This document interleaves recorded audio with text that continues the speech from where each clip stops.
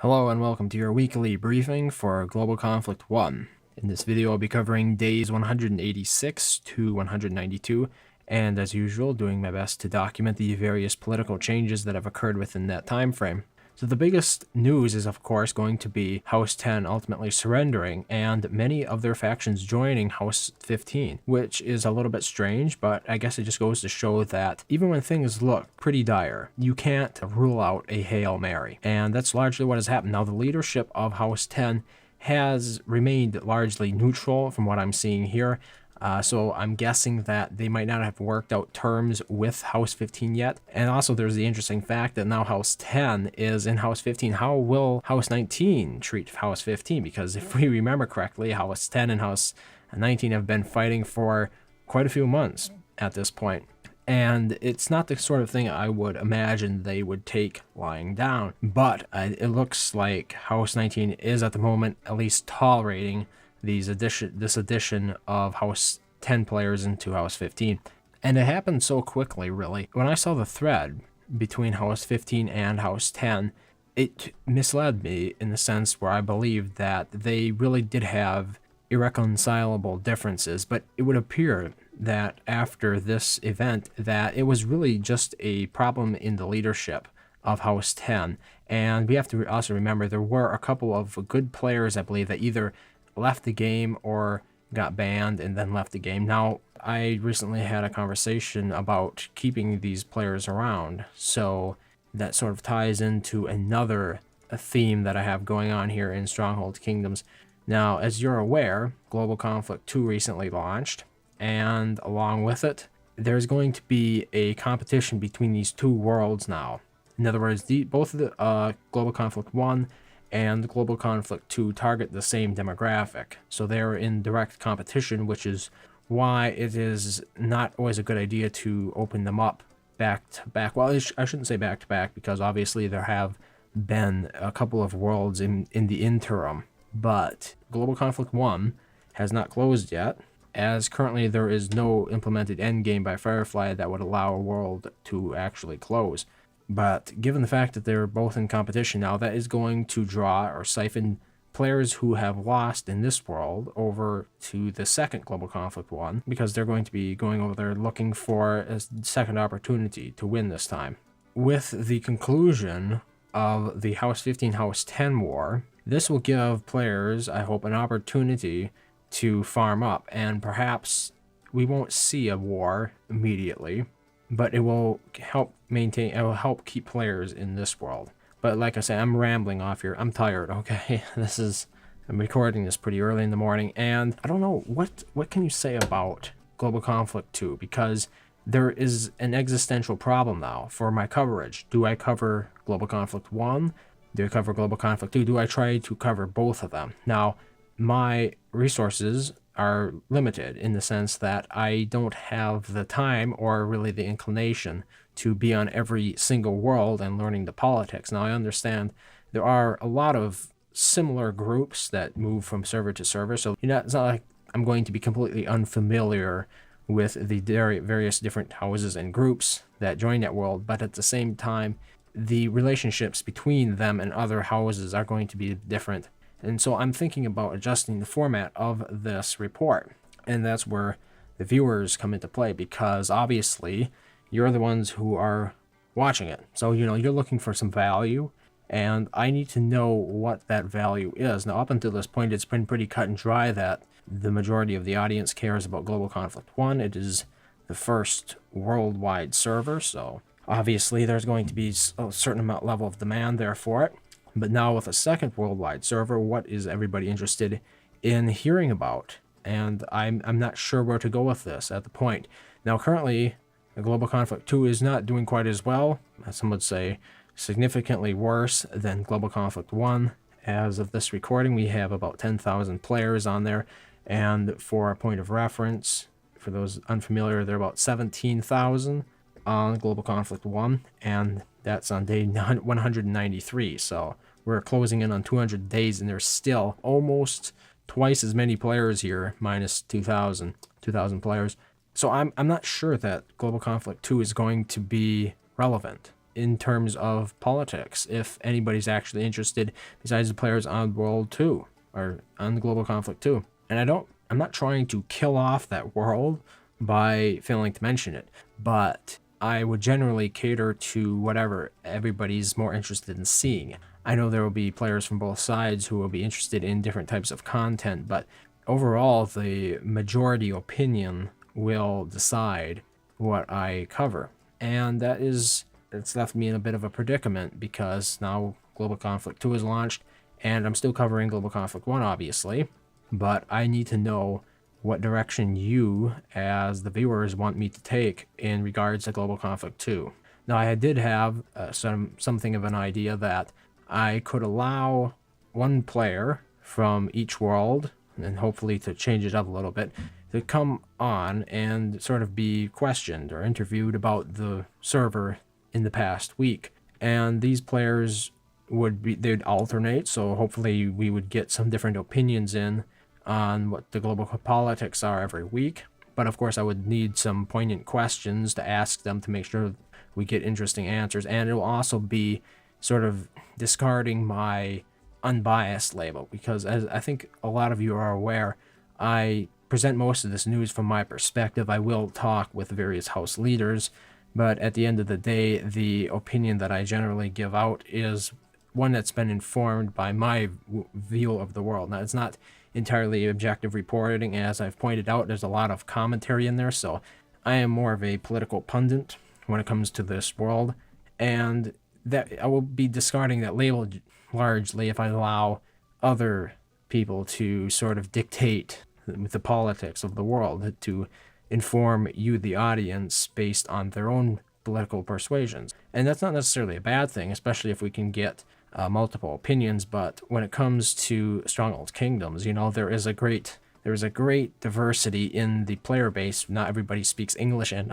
I can't have somebody on to talk about the game who speaks German or Russian. It's as simple as that. So there's definitely going to be a gap then.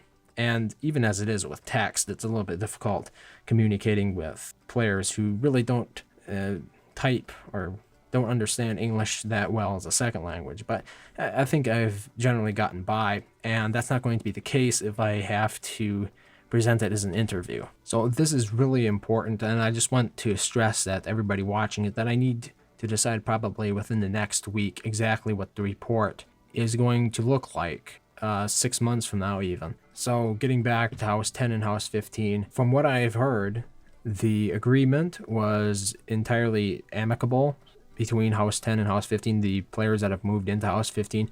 Apparently, despite the protracted fighting, there really isn't a whole lot of bad blood between at least these certain players. And the neutral ones might still be working on it a bit. I'm not sure if we can actually count them in to House 15 yet, but it will really radically alter the perception of House 15 in the world. I think, they have always sort of wanted the spotlight to be on them, but they simply didn't have the allies to do so, because they want to be in a leading position. And you had a whole lot of, you had 4 alliances sort of jostling for that position. And apparently there were no, because I had seen mails between the two of them where it looked like House 15 was definitely making some unreasonable requests of House 10 when it came to territory that they wanted to surrender. Now, I've only heard the account of this from House 15's side, so this could definitely not be the case. But from what House 15 told me is that they were not imposing harsh terms on House 10 for the surrender. It was generally, like I said, it was characterized, it was amicable. And that really, it came as a surprise to me, but I guess it shouldn't. And it really, in a way, it gives me hope that, the player base isn't nearly as toxic as some might have been led to believe. Now, one of the biggest problems that tends to crop up is that players lose track of, they lose touch with the idea that it's actually just a game, and they take it way too seriously. And so, in a way, the recent surrender of House 10 gives me hope that the majority of players are not of that mindset. And that is definitely a good thing, because at the end of the day, most of us are here to have fun. And people who look at a game as reality, or they treat it the same way they would treat a real situation, are in general depreciating the quality of the experience for everybody else. So I'm really quite happy about that. The outcome of that, I think it's great. Now, as far as I'm aware with House 9, they are still fighting House 19, but I have gotten word that House 2 actually made peace with House 19 as much as a week and a half ago, perhaps. Now, I'm not sure about this entirely, as the source has not been vetted. I have not really relied on information from them before, but I've been out of the world, and I haven't actually managed to see if they're actually still fighting House 19, but it sounds like they might have folded over. House 2 might have folded over and joined House 19, which could explain why some of their counties are being taken over, or they could be being taken over because of the fact that House 19 is fighting them. And given the fact, really, that House 2, I'm seeing a lot of villages here with interdiction on them, that doesn't seem realistic to me if there was actually, or if there was indeed peace with House 19. So I don't think that's true that House 2 has made peace with House 19. Like I said, I only saw one source of it, so I can't entirely vet it. Hopefully, maybe somebody can point this out to me in the comments.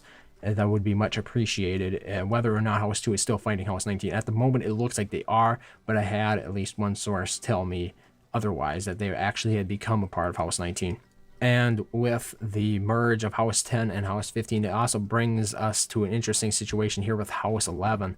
Now, once again, from my House 15 source, I heard that they actually have removed the swords from House 11. So they're really willing, they want peace with the house, and I think House 11 wants that as well, as they are currently fighting House 19. So House 11 making peace with House 15 would be beneficial for both parties, probably more so for House 11, but it would definitely be in House 11's interest to agree to such a deal. And I'm not sure if it's official, but like I said, what I've heard from House 15's side of this story is that they have removed the swords from House 11, and House 11 has not been doing so good in the past week especially. They only have a couple of counties left, and without House 10 anymore to distract them, without House 10 to distract House 19 anymore, even I'm not sure if they were distracting them that much, because House 19 had not launched an offensive into South America all that well, but now they're going to be able to focus almost exclusively on House 11 and House 2. Now House 9 in Canada, I do believe they're still fighting House 19, but House 19 has not done a whole lot. They haven't invaded much, so definitely not a whole lot of focus on Canada at the moment for House 19. Now, it has come to pass that House 1 has actually resumed fighting House 15 again. Now, I'm not exactly sure when this came about, but House 1 is closely affiliated. They greatly favor House 19, so having House 15 declare war on House 1 or vice versa, I'm not sure exactly who declared on who. That could be an additional sparking point for tensions between the two sometime in the future, but we will just have to wait and see how that all plays out. And now we get down to another segment that I'm not all that sure about, and that comes down to the actual counties and provinces, and our countries, counties, provinces, all that. Them flipping from one house to another. How important is that report to the viewers? I'll be probably including a poll in this video that you can vote on, and I would like to hear how important that is, because that requires a certain amount of time to go through it and look over every single county in the world and log which ones have changed colors in the past week. It takes a lot of time, and if nobody's really interested in that data, I mean, if a good eagle-eye view of the world is sufficient, then I won't do that anymore. It doesn't take all that much time in the video. It's only about 5 minutes, but I do dedicate a significant portion of every video at the end to doing so. Now, I have had direct requests for me to list the number of points each house has, and I have chosen to do it this way, simply by scrolling down, taking a look at the panel or the screen for viewing the houses, and just scrolling down here so you get an idea of how many points each house has. Obviously, currently the house in the lead is House, followed rather closely by House 15 now, believe it or not. So despite the fact that House 19 controls significantly more territory than House 15, according to the points, there isn't a whole lot of difference between the two houses, only about 1 million points. So I think that pretty much concludes this week. As you've noticed, the format is a little bit different. I'm still trying to figure out what direction to take, how to innovate from here. I was sort of thrown this curveball a little bit earlier than I expected, as I expected the launch of Global Conflict 2 to coincide with the mobile launch. Obviously didn't happen, which is okay, but threw my timing off a little bit. Now I have to confront these issues a little bit earlier than I expected, so I hope you will forgive any lapse in quality of overall reporting here, and sort of some well, not off topic, but off topic in terms of Global Conflict 1 coverage. So, yeah, thank you very much as always for watching, and I hope to see you next week. Stronghold Kingdoms. What will you fight for? Play now for free.